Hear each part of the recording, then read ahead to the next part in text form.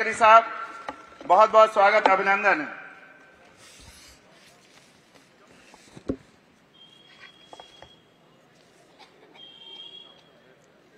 Bharatiya Janata party हमारे जिले की अध्यक्ष आदरणीय पूनम चौहान जी, हमारे विधायक मोहन सिंह बिष्ट जी, निगम पार्षद सत्यपाल सिंह जी, गुलाब सिंह राठौड़ जी, राजकुमार झा जी, मंच पर उपस्थित हमारे प्रभारी देवेश शर्मा जी, सभी मंच पर उपस्थित सभी महानुभाव और उपस्थित सभी भाई और बहनों, ये जो चुनाव होने वाला है ये कोई मनोज जी के भविष्य का फैसला करने वाला चुनाव नहीं है।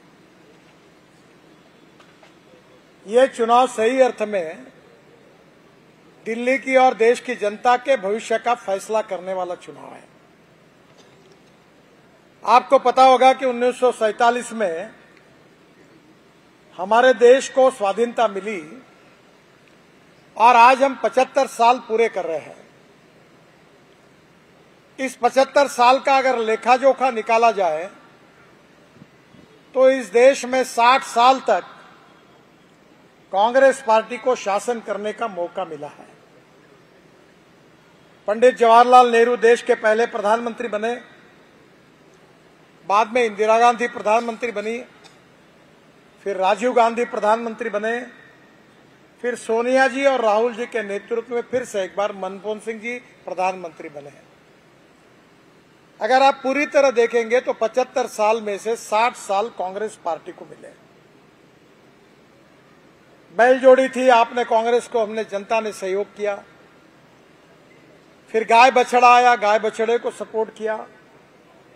फिर पंजा आया, इंदिरा जी ने कांग्रेस तोड़ी तो पंजे को हमने सपोर्ट किया। लगातार लोगों ने सपोर्ट करने के बाद कांग्रेस ने कुछ वादे इस देश की जनता के साथ किए थे कि इस देश से हम गरीबी को हटाएंगे, युवाओं को रोजगार देंगे, देश को सुखी, समृद्ध, संपन्न और शक्तिशाली बनाएंगे। क्या हुआ? 20 कलमी कार्यक्रम आया, 5 कलमी कार्यक्रम आया, 40 कलमी कार्यक्रम आया, बड़ी बड़ी घोषणाएं हुई, पर गरीब की गरीबी नहीं हटी। ना जो कुछ बातें बताई गई थी वो कोई सपना पूरा हुआ। आज हमारे देश का अगर विकास करना है तो दो महत्वपूर्ण क्षेत्र है। एक है हमारा कृषि और ग्रामीण क्षेत्र और दूसरा हमारा उद्योग और इंडस्ट्री का क्षेत्र। तीसरा है सर्विस सेक्टर। हमारे देश में जो सकल उत्पादन होता है, जिसको हम जीडीपी कहते हैं, वो केवल 14% से 12 से 14% कृषि क्षेत्र से आता है। और एक समय महात्मा गांधी जी कहते थे कि 90% आबादी गांव में रहती है। पर धीरे धीरे कांग्रेस के कार्यकाल में क्या हुआ कि 30% आबादी ने अपना गांव छोड़ दिया और वो दिल्ली, मुंबई, कलकत्ता, चेन्नई, नागपुर, मुंबई, पुणे जैसे बड़े बड़े शहरों में आए। आज यहां रहने वाले लोग कहां से आए?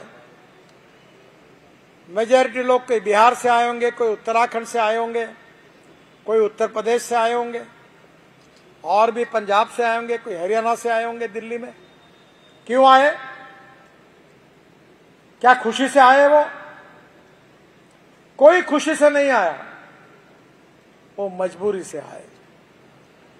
कांग्रेस के कार्यकाल में गांव में जाने के लिए रोड नहीं थे, पीने के लिए शुद्ध पानी नहीं था, किसानों के फसल के सही दाम नहीं थे, गांव में जाने के लिए रोड नहीं, बिजली नहीं, पानी नहीं, उद्योग नहीं, जवान लोगों के हाथों को काम नहीं, और किसान जिसको उपज तैयार कर रहे थे उसको भाव नहीं। गरीबी, भूखमरी, बेरोजगारी के कारण मजबूर होकर लोग झुकी झोपड़ी में दिल्ली, मुंबई, कलकत्ता, चेन्नई आए। वो गांव से आए। मैं किसान हूं और मैं किसानों में ही काम करता हूं। मैं 3 चीनी मिलें चलाता हूं और वहां किसान हमारा बिजली तैयार करता है। अब आप मुझे बताओगे कि हमारे कृषि को पूरी तरह निग्लेक्ट करने का काम अगर किसी ने किया तो कांग्रेस पार्टी ने किया। और मुझे याद है कि जब अटल बिहारी वाजपेयी देश के प्रधानमंत्री बने तब मैं मुंबई में मंत्री था। आदरणीय मनोज जी आए, उनका ताली बजाकर स्वागत करिए। आइए आइए आइए, बहुत बहुत बधाई। मैं जब मुंबई में मंत्री था तो उस समय, आप कभी मुंबई जाते होंगे तो मैंने उस समय समुंदर में एक वर्ली बांद्रा सीलिंग प्रोजेक्ट बनाया, फिर मुंबई पुणे हाईवे बनाया था, 55 उड्डान पुल बनाए। तब अटल बिहारी वाजपेयी जी ने मुझे दिल्ली बुलाया और उन्होंने मुझे कहा कि आपने तो शहर में बहुत काम किया है, अब तुम हिंदुस्तान की गांवों को मजबूत रोड से जोड़ने के लिए सड़क बनाइए और उसकी योजना आप तैयार करिए। मैं तब पहली बार दिल्ली आया, मेरी उम्र 36 साल की थी और वाजपेयी जी ने मुझे काम सौंपा। 3 महीने में मैंने वाजपेयी जी को रिपोर्ट दिया और 15 दिन के अंदर 26 जनवरी के कार्यक्रम में हमारे राष्ट्रपति जी ने घोषणा की, डॉक्टर अब्दुल कलाम साहब ने, और हमारे देश को पहली बार प्रधानमंत्री ग्राम सड़क योजना मिली। ये आज भी फ्लैगशिप योजना है जो मुझे बनाने का सौभाग्य मिला। और हिंदुस्तान के 6.5 लाख गांवों में से 4.5 लाख गांवों को मजबूत रोड से जोड़ने का काम हिंदुस्तान के इतिहास में किसी नेता ने किया है तो उसका नाम अटल बिहारी वाजपेयी है। ये पहले क्यों नहीं हुआ? नेहरू जी नहीं कर सकते थे, इंदिरा जी नहीं कर सकती थी, राजीव जी नहीं कर सकते थे। बहनों और भाइयों, कांग्रेस ने कभी गरीबों की तरफ ध्यान ही नहीं दिया, केवल गरीबों को वोट बैंक के रूप में माना। गलत नीतियों के कारण, wrong economic policies, bad and corrupt governance and visionless leadership, ये कांग्रेस की सरकार का वर्णन होता था। और आज मैं आपको, कांग्रेस पार्टी के नेताओं को चैलेंज देता हूं कि जो 60 साल में कांग्रेस ने जो काम नहीं किया है वो 10 साल में मोदी जी के नेतृत्व में हमारी सरकार ने करके दिखाया। सरकार की बात तो लंबी होगी, मैं अपनी बात करता हूं। मैंने केवल दिल्ली में 65,000 करोड़ के रोड बनाए, 65,000 करोड़। 35,000 करोड़ के पूरे हुए। दिल्ली से मेरठ 8,000 करोड़ का, बीच में 14 लेने, 90 किलो। आपके यहां से नजदीक, आप जाते होंगे, मैं तो बहुत कम जाता हूं इधर। 8,000 करोड़ का रोड बनाया।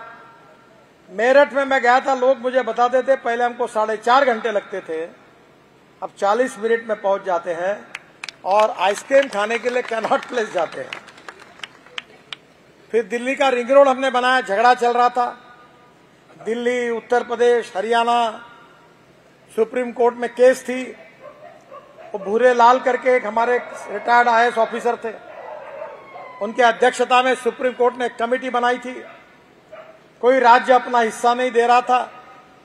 मैंने कहा छोड़ दो, किसी के पैसे नहीं चाहिए। मैंने 12,000 रुपए खर्चा करके दिल्ली का रिंग रोड पूरा किया, पेरिफेरल रोड।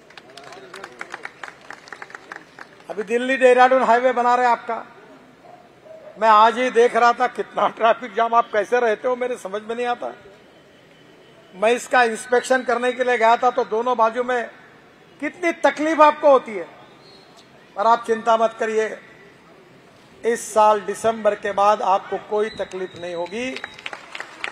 दिल्ली से देहरादून 2 घंटे में होगा और दिल्ली से हरिद्वार 1.5 घंटे में होगा, ये मैं आपको वचन देता हूं। ये जो हाईवे बन रहा है, ये दिल्ली देहरादून एक्सप्रेस वे अक्षरधाम से बागपत EP तक 31 किलोमीटर 3,500 करोड़ का है। गीता कॉलोनी से खजूरी खास तक 6.4 एलिवेटेड रोड है, बड़ा फ्लाईओवर है, 3 सर्विस रोड बना है और हम निश्चित रूप से दिसंबर तक इसको पूरा करने की कोशिश कर रहे हैं। आईएसबीटी, शास्त्री चौक, शास्त्री पार्क, खजूरी खास, लोनी और मंडोला में इंटरचेंज बना रहे। Gita colony, Gandhinagar, Kailash Nagar, Shastri park, Shahdara, Kashmiri gate, Usmanpur, खजूरी खास, करावल नगर, भजनपुरा, सोनिया विहार, वजीराबाद, इन सब लोगों का जीवन बदल जाएगा। अक्षरधाम से बागपत 30 मिनट में और लोनी से बागपत की सफर 10 मिनट में होगी। दिल्ली से देहरादून 12,000 करोड़ रुपए खर्चा कर रहे हैं। 212 किलोमीटर का रोड है, 6 लेन है और 2 घंटे में आपको देहरादून पहुंचेंगे और आगे मैं और टनल बना रहा हूं।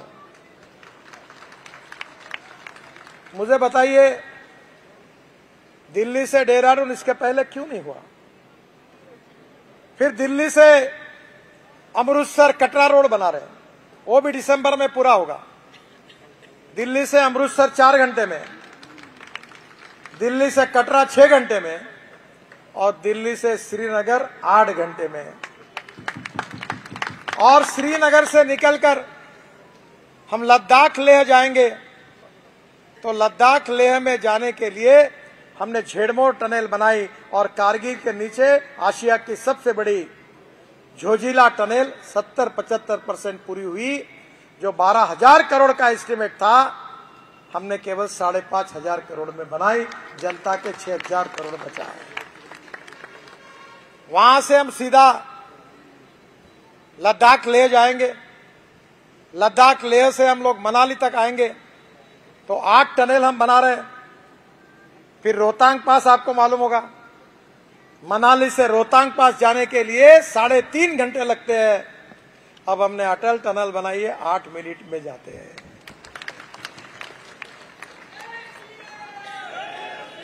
और इतना ही नहीं, तो श्रीनगर से जम्मू के बीच में 18 टनल बनाई है, रोड भी अच्छा हुआ। अब आप एक दिन में सुबह निकलकर शाम तक दिल्ली वापस आएंगे, वैष्णवी माता का दर्शन लेंगे। फिर दिल्ली आएंगे तो दिल्ली से मुंबई हाईवे बनाया है, वो भी दिसंबर तक पूरा होगा।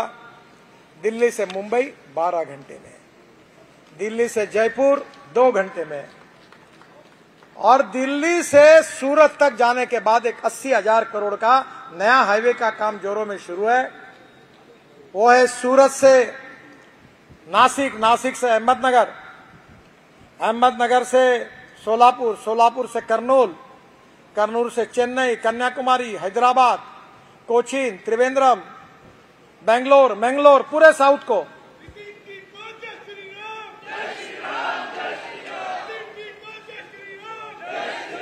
दिल्ली से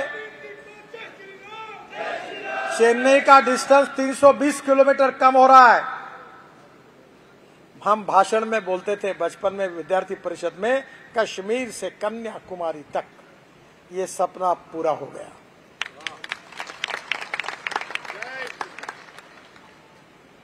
अभी मैंने 4 धाम का रोड अभी 70-75% ही पूरा हुआ है। तो मुख्यमंत्री जी ने मुझे बताया कि बद्रीनाथ, केदारनाथ आने वाले तीर्थाटन करने वालों की संख्या 3 गुना बढ़ गई है। अगर टूरिज्म बढ़ेगा तो टूरिज्म में होने वाली कैपिटल इन्वेस्टमेंट 49% रोजगार निर्माण करने के लिए काम में आती है।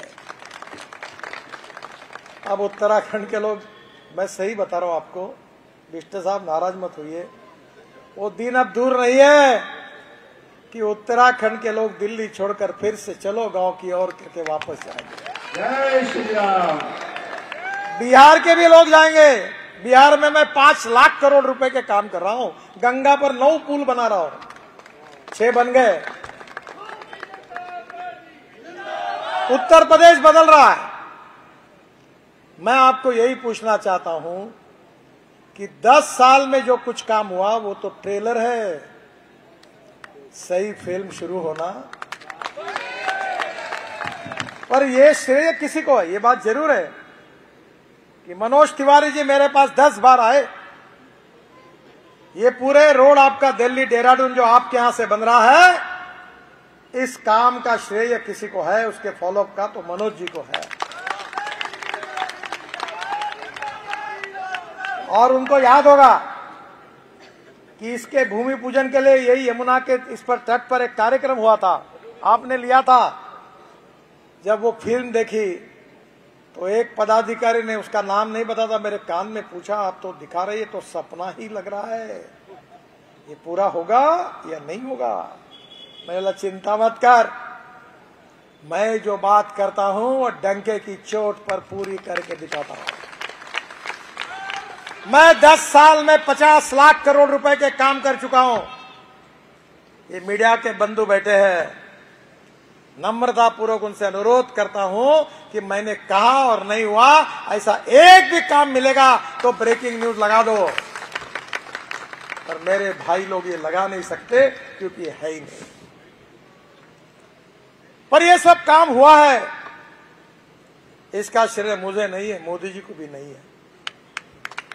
इसका श्रेय सही अर्थ में अगर किसी को है तो मेरे सामने बैठी हुई जनता को है। अगर आप मनोज जी को चुनकर नहीं देते, अगर मोदी जी चुनकर नहीं आते, अगर मैं मंत्री नहीं बनता तो ये काम कहां से होते? ये आपके कारण हुए। रोड की तो बहुत लंबी लिस्ट है, पर मैं जब वाटर रिसोर्सेस मंत्री था तो मैंने विशेष रूप से दिल्ली को 2070 तक पानी की समस्याओं को भी सुलझा दिया है। पंजाब, हरियाणा बहुत झगड़े चलते थे हमारे देश में। जब मैं जल संधारण मंत्री बना तो कम से कम 23 झगड़े थे। मैं सब चीफ मिनिस्टर को बुलाता था मेरे यहां और मैं बोला दरवाजा लॉक कर दो, और जब तक झगड़ा नहीं मिटेगा, यूनानिमिटी नहीं होगी, दरवाजा नहीं खुलेगा। और 23 में से मैंने 17 प्रोजेक्ट क्लियर कर दिए। लखवाड़ बहुउद्देश्य परियोजना 6000 करोड़, रेणुका बांध परियोजना 5000 करोड़, किशोर बांध परियोजना 12000 करोड़, इसमें 1000, यह सब उत्तराखंड और हिमाचल के प्रोजेक्ट है। इसका फायदा क्या है? बिजली उनको भले मिलेगी, पर इससे यमुना में पानी आएगा और 2070 तक दिल्ली को कोई पानी की समस्या नहीं रहेगी।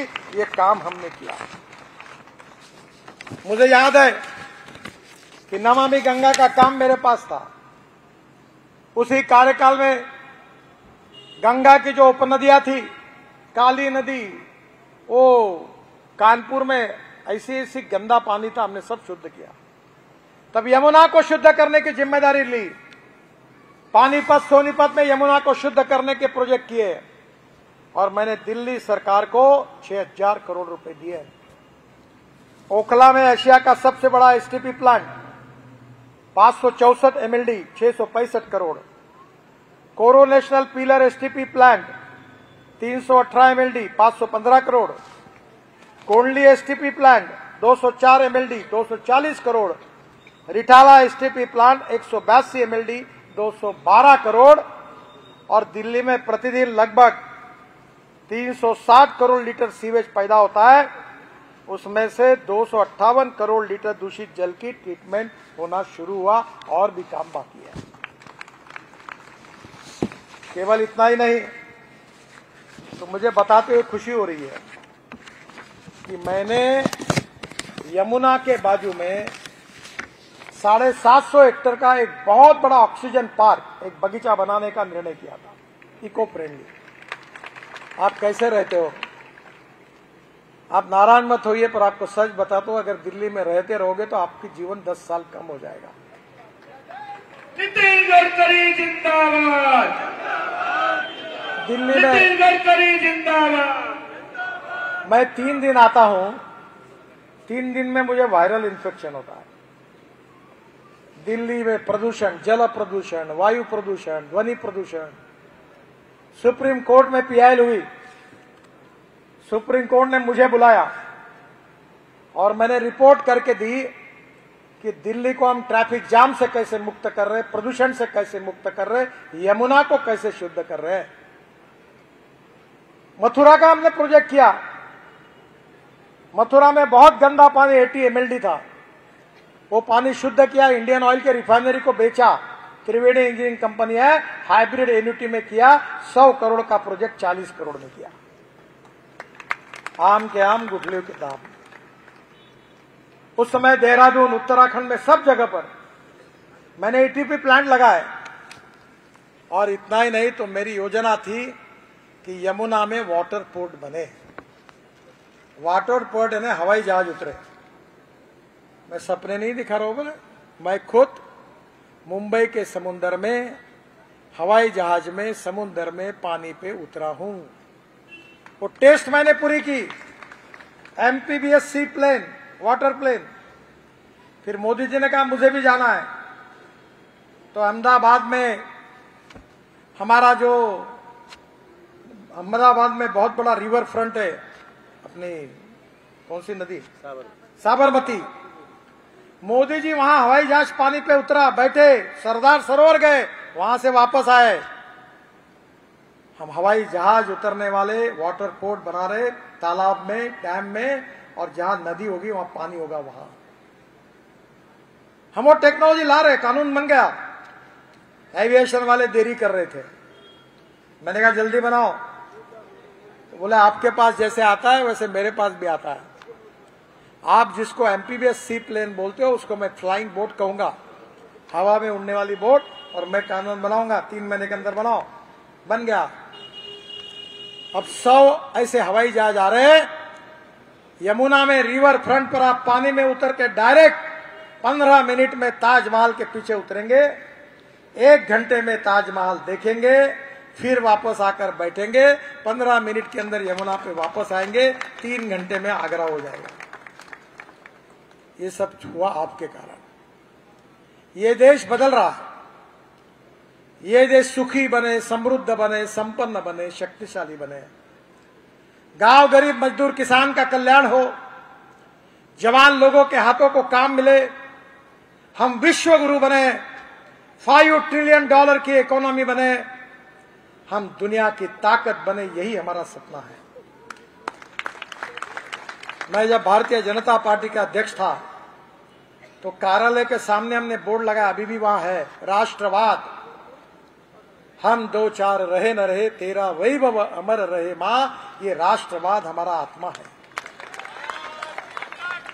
हम देश के लिए मिट जाएंगे, देश के लिए काम करेंगे। हम 2-4 रहे न रहे, तेरा वैभव अमर रहे मां, ये हमारा संस्कार है। दूसरा है गुड गवर्नेंस एंड डेवलपमेंट, सुशासन और विकास। बहनों और भाइयों, मैं 50 लाख करोड़ रुपए के काम 10 साल में कर चुका हूं। आपके बहुत कॉन्ट्रैक्टर पहचान के होंगे कि एक भी माय का लाल पैदा नहीं हुआ जो आपको बताएगा कि गडकरी साहब के पास फाइल क्लियर करने के लिए मुझे रिश्वत देनी पड़ेगी। एक भी नहीं मिलेगा, और मिलेगा तो आप बोलो मैं छोड़ दूंगा। इसका कारण हमारे मन में भाव है कि हम देश के लिए काम कर रहे हैं, हम गांव गरीब मजदूर किसान के लिए काम कर रहे हैं। हमारा इतिहास, हमारी संस्कृति, हमारी विरासत, हमारी मूल्याधिष्ठित जीवन पद्धति, परिवार पद्धति, हमारा स्पिरिचुअल साइंस, अध्यात्म, हमारा योग विज्ञान, हमारा आयुर्वेद, हमें विश्व में रिकॉग्निशन और रिस्पेक्ट मिल रहा है। मैं दुनिया घूमता हूं और मेरे ऊपर विश्वास रखिए, मैं नेता नहीं हूं, मैं सामाजिक कार्य करता हूं, मैं इंजीनियर भी नहीं हूं, मैं ज्यादा विद्वान नहीं हूं, पर मैं जब भाषण करता हूं तो अभी YouTube से मुझे 2.5 से 3 लाख रुपए महीना मिलता है। पूरे विश्व में, अमेरिका और यूरोपियन देशों में मुझे सुनते हैं लोग। आज भाषण हुआ, सब सुनेंगे उधर। मुझे 9 डॉक्टरेट मिली है, डीलेट्स मिली है, और 5 एग्रीकल्चर साइंस में मिली है। मैं आपको विश्वास के साथ बताता हूं, बिहार और यूपी की तस्वीर बदल सकती है। ये किसान केवल अन्नदाता नहीं, हमने उसको ऊर्जा दाता बनाया। ऊर्जा दाता नहीं, ईंधन दाता बनाया। मेरे घर में गाड़ी है, मनोज जी ने देखी है, मक्के से फूड ग्रेन, गेहूं, चावल, कोई भी किसी से, बाम्बू से, बायोमास से हम इथेनॉल बनाते हैं। और मेरे पास इनोवा गाड़ी है वर्ल्ड की पहली जो 100% बायो इथेनॉल पर चलती है और यूरो 6 के इमिशन नॉर्म्स को पूरी करने वाली वर्ल्ड की पहली टोयोटा इनोवा मेरे घर पर है। जिसको विश्वास नहीं होगा देखने के लिए आइए। पानी से जो हाइड्रोजन निकलता है उसके ऊपर चलने वाली गाड़ी है। मैं ट्रांसपोर्ट मंत्री हूं। मैंने जब electric scooter, electric car, electric bus की बात की थी तो ये पत्रकार मुझे पूछते थे कि गडकरी साहब, ये इलेक्ट्रिक वाली गाड़ी रास्ते में बंद होगी तो धक्का मारने के लिए आप आएंगे क्या? अब कोई गाड़ी बंद नहीं हुई, अब इलेक्ट्रिक कार की वेटिंग लिस्ट है। यही पत्रकार सब खरीद रहे, अभी स्कूटर खरीद रहे, कार खरीद रहे। दिल्ली में 5 साल के अंदर सब बसेस इलेक्ट्रिक की होगी, डीजल उपयोग में नहीं आएगा और दिल्ली प्रदूषण से मुक्त होगी। और इथेनॉल किसका आएगा? किसानों का। हाइड्रोजन किसान बनाएगा। मैं ये सब बनाता हूं, आज टाइम नहीं है बताने के लिए, मनोज जी को पता है। मैं हवा की बात नहीं कर रहा हूं। और फिर जब उत्तराखंड, हिमाचल, बिहार, उत्तर प्रदेश सुखी होगा, समृद्ध होगा, संपन्न होगा, टूरिज्म के कारण रेस्टोरेंट खुलेंगे, फूड पार्क करेंगे, अच्छे रोड बन रहे, उसके कारण टूरिस्ट बढ़ेंगे और उसके बाद वहां का किसान ईंधन बनाएगा। हमने पानीपत में एक प्रोजेक्ट डाला है, परली है ना, राइस स्ट्रॉ, परली जिसको बोलते हैं, जो जलने के कारण दिल्ली में प्रदूषण होता है, उससे 1 लाख लीटर इथेनॉल बन रहा है। इंडियन ऑयल ने डाला है। 150 टन डांबर, बिटुमिन बन रहा है जिससे हम रोड बनाएंगे। और इतना ही नहीं तो 76,000 टन, 76,000 टन हवाई ईंधन, बायो एविएशन फ्यूल बन रही है। हवाई जहाज चलेंगे। और मैं बता रहा हूं, वर्ल्ड के पूरे एयरलाइंस के हवाई जहाज हिंदुस्तान के एयरपोर्ट पर इसलिए आएंगी कि पेट्रोलियम फ्यूल से हमारा किसान ने बनाया हुआ ईंधन सस्ता होगा, इसलिए आएंगे। और ये सब पैसा 16 लाख करोड़ का फॉसिल फ्यूल का, पेट्रोल डीजल का इंपोर्ट है। इसमें 10 लाख से 12 लाख करोड़ अगर किसान के घर में जाएंगे तो बिहार, यूपी समृद्ध संपन्न होगा।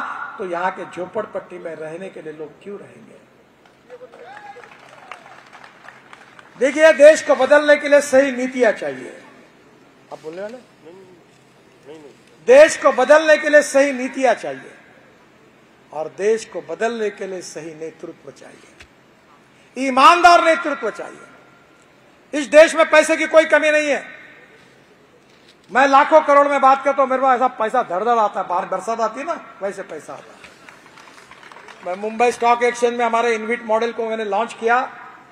7 दिन का टाइम था। पहले दिन 7 घंटे में 7 टाइम्स ओवर सब्सक्राइब हुआ। मैं गोवा से दौड़ते हुआ गया, मुंबई स्टॉक एक्सचेंज में बेल बजाई, इशू क्लोज किया और लोगों के पैसे वापस किए।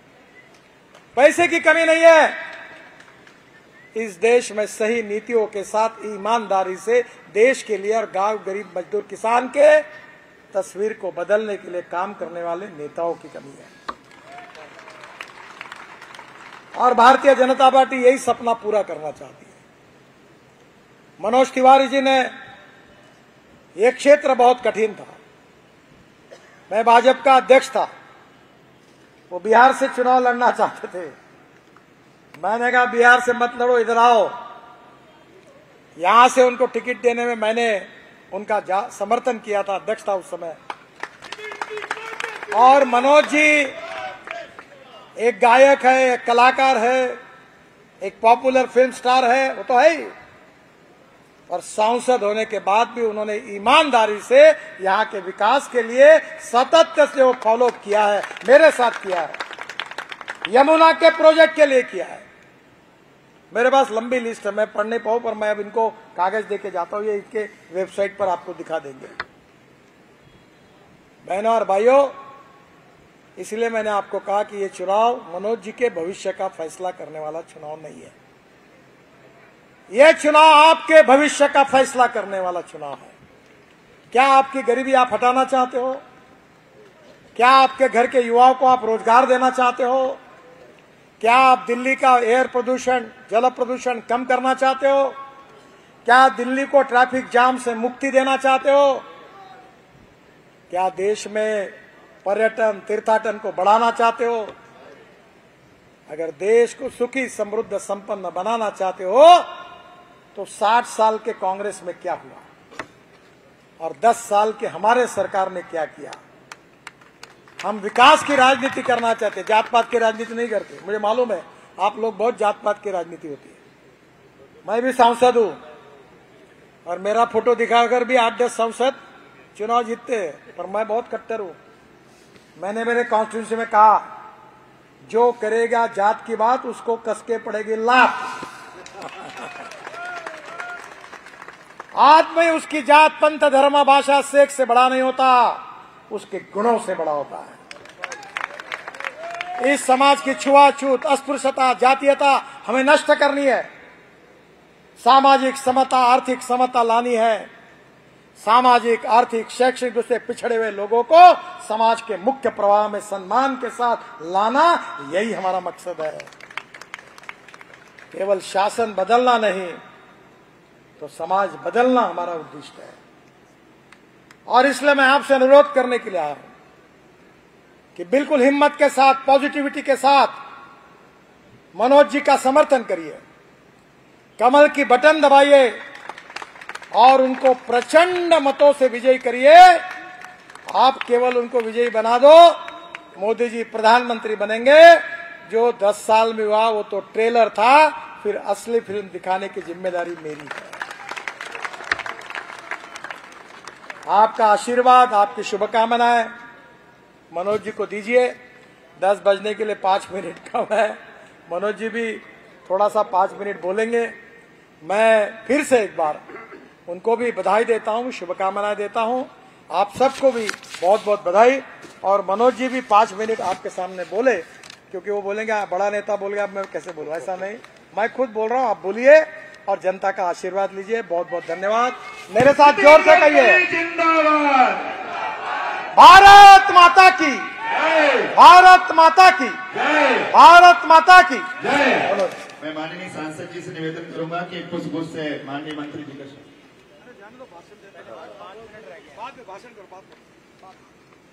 हमारे तरफ से भी एक